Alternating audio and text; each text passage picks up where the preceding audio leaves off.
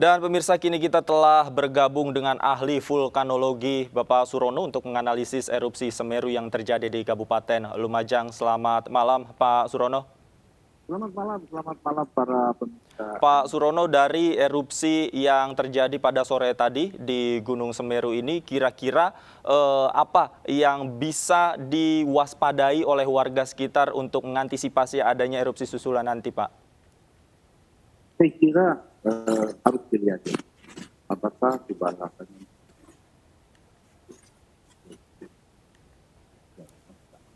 Halo Pak Surono.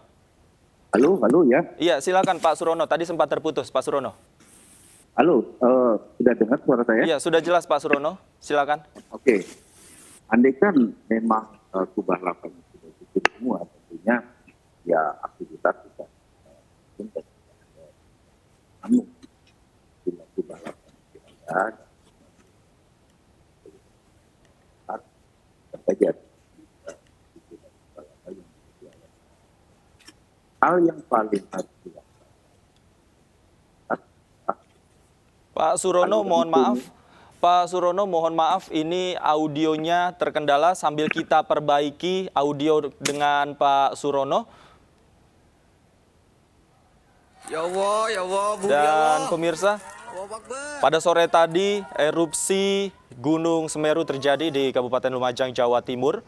Dari visual yang Anda saksikan di layar kaca bisa terlihat bagaimana kepulan asap tebal keluar dari Gunung Semeru dan bisa dilihat dari wilayah-wilayah yang berada di sekitar Gunung Semeru.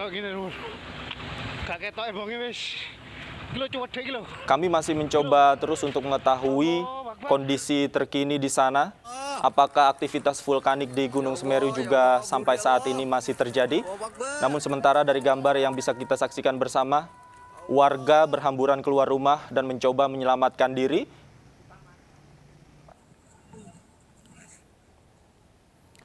Dan untuk membahas bagaimana mengantisipasi aktivitas vulkanik susulan, kami juga sudah terhubung dengan Bapak Surono. Pak Surono, bagaimana sambungan audio kita sudah terdengar Pak Surono? Halo, 1, 2, 3, saya udah dengar. Iya, baik. Silakan Pak Surono, tadi sempat terputus. Sebenarnya apa yang harus diwaspadai oleh warga terkait dengan aktivitas vulkanik yang terjadi di Gunung Semeru, Pak? Yang jelas sudah ada awan panas guguran. Yang paling harus ditingkatkan kewaspadaannya adalah alur lembah atau sungai yang berhulu di Gunung Semeru. Utamanya biasanya adalah langganannya adalah Sukobokan. Itu masyarakat harus betul-betul tidak ada aktivitas di bantaran maupun di dalam sungai. Karena sekarang musim hujan, bila terjadi hujan lebat berlangsung lama, ya kan, endapan awan panas ini bisa berkembang menjadi lahar hujan, dan endapannya adalah endapan awan panas. Lahar hujan ini bisa menjadi panas, ya kan, dan itu pertama. Kedua adalah karena endapannya masih panas dan musim hujan bisa bercampur dengan air hujan, bisa ada letusan-letusan di tengah sungai. Itu karena awan panasnya yang masih panas gitu ya, kena air tiba-tiba, maka akan terjadi letupan-letupan, namanya letusan sekunder di alur lembah atau di sungai. Begitu saya kira yang harus diwaspadai, ya kan. Kemudian adalah banyaknya ketebalan abu di atap. Bila memang cukup tebal harus hati-hati karena musim hujan, ya. Bisa menjadi sangat berat bila daya dukung rumah tidak kuat, bisa ambruk karena ada abu vulkanik. Tetapi kalau tipis-tipis saja ya tidak perlulah khawatir. Baik, kalau dilihat dari pola letusan atau pola erupsi yang terjadi tadi sore, Pak Surono, apakah ini juga patut diwaspadai oleh warga sampai tingkatan harus evakuasi dari rumah mereka? Saya kira evakuasi karena arahnya tidak menyebar ya, hanya ke arah tertentu, dan satu kebetulan hujan sehingga abu yang terbangan mengikuti arah angin bisa langsung ke sapu air hujan dan jatuh ya. Tetapi yang merugikan adalah bisa terjadi aliran lahar hujan di beberapa sungai yang berhulu di puncak Semeru. Nah, kalau masalah mengungsi ini ya tadi hindari bantaran sungai gitu ya. Jangan ada di tepi sungai, karena saya khawatirnya karena lahar hujan ini berlangsung cepat bisa saja dia berbelok kemana saja gitu yang dikhawatirkan. Mudah-mudahan tidak seperti itu, dia akan mengalir tetap di alur lembah atau di sungai yang memang ada endapan awan panas yang tadi baru saja terjadi. Oke, baik. Dan kita juga sudah terhubung bersama Budi Santosa, Kepala BPBD Jawa Timur. Oh, maksud kami Indra Wibawa Laksana, Kepala Bidang Kedaruratan BPBD Lumajang. Selamat malam, Pak Indra. Assalamualaikum, selamat malam. Waalaikumsalam. Pak Indra, saat ini bisa dijelaskan Pak bagaimana situasi terkini khususnya di sekitaran erupsi Gunung Semeru, Pak? Halo. Iya, Pak Indra. Bisa dengar suara saya? Medisnya kita terganggu. Saya dengan beberapa siswa, Pak Indra, salah satu di Lumajang, bersama Kepala Bidang Kedaruratan. Sementara evakuasi masih berlangsung. Ya, keadaan gelap dan APG awan panas guguran sudah berhenti. Itu sementara yang bisa kami sampaikan. Bagaimana dengan aktivitas warga di sana, Pak? Bisa dijelaskan situasinya, Pak? Warga yang ada di perangkoboan, ya, ini kita fungsikan baik secara mandiri ataupun berbasis keluarga, dan dengan relawan dan di tempat tempat aman. Yaitu di desa tetangga, di desa Sumber Gugur yang sementara kita laksanakan. Oke, ada berapa tempat Pak yang dijadikan mungkin posko sementara untuk evakuasi warga di sana?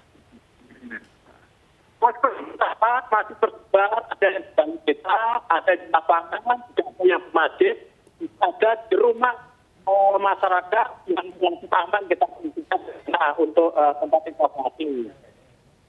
Baik. Kemudian ini kan hari sudah gelap, Pak. Apa yang menjadi fokus BPBD di sana, khususnya terkait keselamatan warga?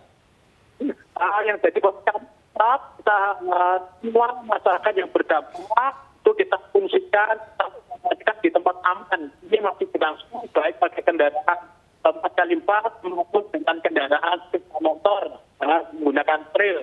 Karena ketebalan abu kurang lebih perkiraan sekitar 30 cm di tempat yang paling berdampak. Ada berapa personil Pak yang diturunkan dari BPBD sendiri? Mau diulangi Pak, ini kecil sekali. Baik, Pak Indra, ada berapa personil yang diturunkan untuk membantu mengevakuasi warga ke tempat yang aman? Baik, Pak Indra, ada berapa personil? Halo Pak, suaranya tidak terdengar. Halo. Iya, sambil kita perbaiki audio kami dengan Pak Indra, saya kembali ke Pak Surono. Pak Surono, saat ini sudah di sana tentu situasi sudah gelap gulita. Kemudian warga juga masih ada rasa khawatir untuk terjadinya erupsi susulan yang terjadi di Gunung Semeru. Kira-kira apa yang harus dilakukan warga? Apa yang bisa dilakukan warga untuk mengamankan dirinya pada situasi seperti ini? Jauhkan dari bantaran sungai Besukobokan atau jangan terlalu dekat dengan alur lembah, terutama sungai Besukobokan, karena awan panas ini biasanya ke arah sana dan hujan masih berlangsung. Bila curah hujan di atas puncak atau sekitar puncak cukup tinggi, bisa berkembang menjadi lahar hujan yang arahnya itu memang masuk ke daerah yang rendah, alur lembah atau alur sungai yang sering menjadi langganan adalah Besukobokan. Tolong hindari itu, jauhkan masyarakat dari itu. Itu saja dulu, ya kan? Terkait dengan erupsi susulan, kemungkinan itu juga bisa terjadi lagi ke depannya, Pak Surono? Paling tidak kami ngambil risiko yang terburuk ya, ya kan? Masih ada, gitu ya. Kemungkinan masih ada. Tetapi tentunya harus mengikuti arahan dari Pusat Vulkanologi dan Mitigasi Bencana Geologi. Apakah mungkin masih ada guguran kubah lava, ya kan? Atau tidak? Tadi dilaporkan ya, saya dengar bahwa aktivitas vulkanik menurun. Boleh aktivitas menurun, tetapi kubah lavanya masih ada enggak? Kalau aktivitas menurun dan kubah lavanya tidak ada, kemungkinan terjadi awan panas guguran susulan kecil, kemungkinan bahkan dapat dikesampingkan. Tetapi kalau misalnya kubah lavanya masih ada, ya harus hati-hati. Tetapi yang paling harus dilakukan adalah hindari alur lembah, ya kan, bantaran sungai, besuk kobokan, itu saja. Baik, baik. Saya kembali ke Pak Indra. Pak Indra, bisa dengar suara saya Pak Indra? Ini Pak Joko, Pak Indra masih terima telepon. Baik, Pak Indra, bagaimana dengan desa terdampak yang terparah di sana? Seperti apa Pak situasinya? Iya, saya nyambungkan ya. Iya. Sampai saat ini kita masih fokus ke evakuasi warga yang terdampak. Yang bisa masuk ke lokasi hanya mobil 4x4. Itu yang bisa masuk ke lokasi. Karena abunya sekitar 30 cm ketebalannya. Begitu kena hujan, dampaknya jalannya licin. Sehingga kami nunggu evakuasi pakai 4x4, standby di ambulan, baru kita geser ke lokasi yang lebih aman. Oke, dari catatan yang Anda terima, ada berapa lokasi Pak yang terparah terdampak? Yang paling parah di Jarakoban, satu desa, tapi desanya dusun Jarakoban. Satu desa dengan berapa penduduk Pak? Apakah sudah ada datanya? Belum masuk. Ini proses evakuasi masih berjalan. Oke, proses evakuasi Makanya masih fokus ke berjalan. penyelamatan warga dulu. Penyelamatan warga dulu, semua kita keluar dari rumah, kita evakuasi pakai armada yang bisa untuk ngangkut. Baik, baik. Pak Indra, tadi juga Pak Surono mengatakan bahwa yang pertama kali harus diwaspadai adalah wilayah-wilayah di sekitar sungai dan sebisa mungkin menjauhkan warga dari aliran sungai. Apakah ini juga menjadi catatan BPBD? Iya. Kebetulan warga yang di sini dari sungai agak jauh, posisinya di atas gitu ya. Cuma tadi saat awal terjadi APG, masyarakat sempat melihat aliran sungai besar apa tidak gitu. Ternyata disusul oleh dentuman lagi yang berdampak pada hujan abu. Itu baru teman-teman saudara kami yang ada di sana pada berhamburan karena hujan abunya sangat deras sekali.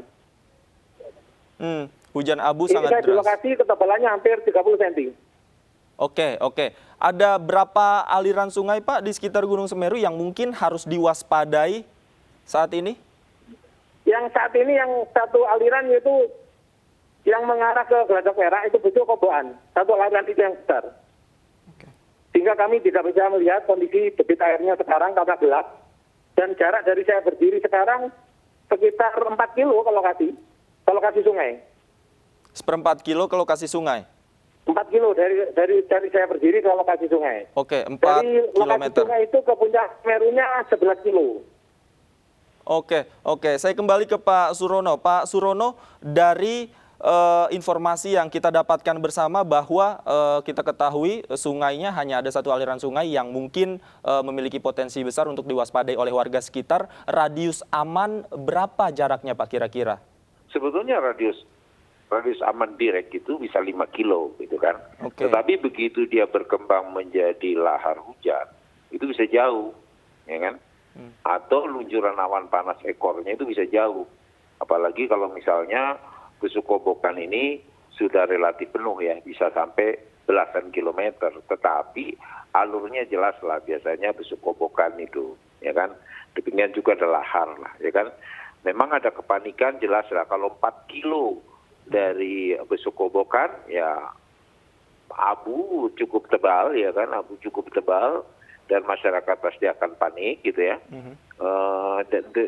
Abu campur air itu di jalan sangat merepotkan itu. Ya kan, kendaraan juga susah masuk ya. Apalagi dengan jarak pandang terbatas ya Pak Surono. Jarak pandang terbatas karena mungkin abu masih terus terbawa air hujan ya. Akan menjadi gelap gitu ya. Jadi hati-hati ya kan, hati-hati terutama adalah ya alur sungai. Alur sungai harus dihindari. Memang mungkin belum sampai ke bawah lah lahar itu, tetapi tetap harus hati-hati. Kita tidak tahu pandangan ke arah puncak itu kan apakah ada hujan atau tidak, itu saja. Oke, biasanya jika kita lihat polanya berapa estimasi kira-kira aliran sungai ini akan sampai ke bawah? Belasan kilo lah ya, bisa belasan kilo jarak jangkaunya dari Semerunya gitu. Kalau volumenya endapan awan panasnya cukup besar itu bisa belasan kilo gitu. Oke, baik. Saya kembali ke Pak Indra. Pak Indra, Anda masih bersama saya, Pak Indra ya? Halo Pak Indra. Halo Pak Indra. Pak Indra ini.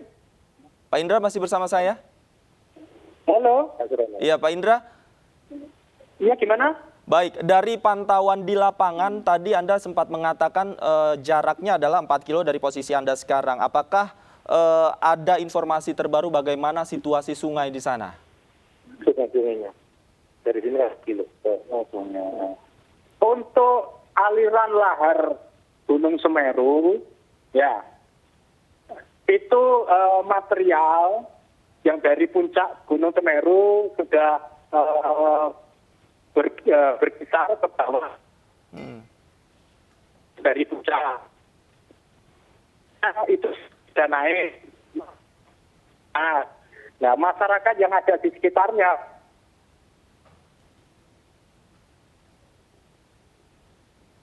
Halo Pak Indra? Halo? Iya, silakan Pak. Halo, gimana? Iya, tadi aliran sungai sudah sampai ke bawah, seperti apa Pak? Aliran sungai sudah sampai ke bawah memang. Berkisar sampai ke mana jembatan Perak itu, sampai mana itu? Kamar Kaja, sudah sampai ke sana. Lokasi di tempat yang terparah, ini di Purapeboan, itu material debu kisaran antara 30 sampai 40 cm. Sampai saat ini kondisi aktivitas Gunung Semeru sendiri sudah berhenti. Jadi sementara kita penanganan masalah dampak APG-nya yang kita laksanakan. Oke, baik. Saya ingin menyoroti persoalan mengevakuasi warga ini, Pak. Tadi Anda katakan sudah dievakuasi ke tempat-tempat aman. Bagaimana kondisi pengungsian atau posko-posko pengungsian sementara yang dibuat, seperti apa kondisinya di sana, Pak? Mungkin sudah ada informasi? Untuk tempat pengungsian, sementara ini kita fungsikan ada di tempat di masjid, ada di balai desa, ada juga di rumah masyarakat yang relatif aman kita pakai untuk tempat pengungsian. Dan kita siapkan juga tenda atau masyarakat, tempat pengungsian yang kita siapkan tadi masih kurang, kita siapkan tenda juga. Kebutuhan yang mendesak, makanan siap tadi dan sebagainya, dan lain sebagainya, kita siapkan dapur umum juga kita siapkan. Masuk matras, pakaian hangat dan lain sebagainya. Itu yang kita siapkan. Baik, artinya kebutuhan dasar sudah berusaha untuk dipenuhi untuk membantu warga di pengungsian. Bagaimana dengan rumah-rumah warga yang memang ditinggalkan, Pak? Ini kan warga mengungsi. Bagaimana dengan rumah warga? Apakah memang juga ada petugas yang diturunkan untuk mengawasi, Pak, di sana? Betul. Ini kan kami juga dengan lokasi rumah warga yang kita pantau rumah warga sudah semua. Ya, ini kita sudah koordinasi dari dalam Polres, Kodim dan Batan 527 juga meluncur di lokasi yang sangat berdampak rumah-rumah masyarakat yang sudah ditinggalkan. Baik, artinya jarak tempat pengungsian dengan aliran sungai dan juga dari pusat erupsi ini cukup jauh ya Pak? Berapa jaraknya Pak? Jaraknya ya berkisaran 5 kilo sampai kisaran 5 kilo lah sampai 7 kilo. Tapi masih kita relatif aman. Oke, baik. Pak Indra dan Pak Surono, nanti kita akan lanjutkan diskusi kita terkait erupsi Gunung Semeru usai jeda berikut. Pemirsa jangan kemana-mana, iNewsroom Weekend akan segera kembali usai jeda berikut. Tetaplah bersama kami.